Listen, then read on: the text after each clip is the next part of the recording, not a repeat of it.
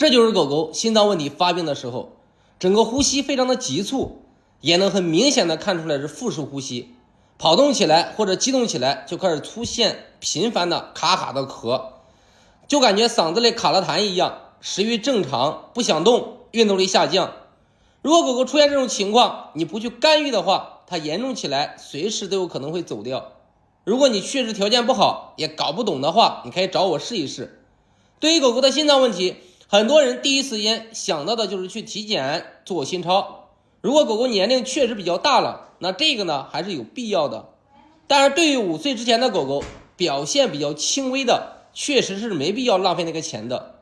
因为现在大部分小体型的狗狗天生就自带心脏问题，家长们要明白一个事儿哈，狗狗有心脏问题和心脏问题发病是两个概念，所以你的狗狗有一些心脏问题表现的时候，你只要去查，基本是100%有。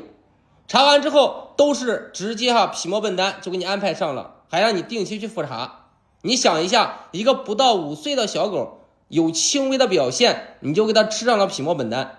你按照它起码活15年以上吧，也就是你得喂10年以上的皮膜本单。咱暂不讲花费的问题，狗狗的身体真的能撑得住吗？像皮膜本单确实对有心衰的狗狗依然是最佳的选择，特别是德国进口的博心定，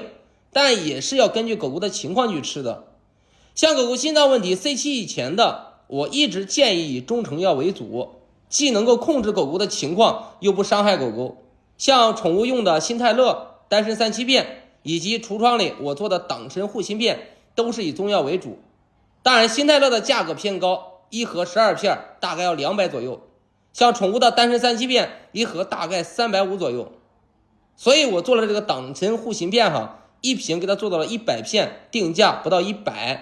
你可以从成分上看到比新泰勒和党参3七片都是更全面更适合狗狗心脏问题的长期防治用，非常的安全。像我自己家养的博美3个月都开始吃着，并且我专门为了增加狗狗的适口性，添加了猪心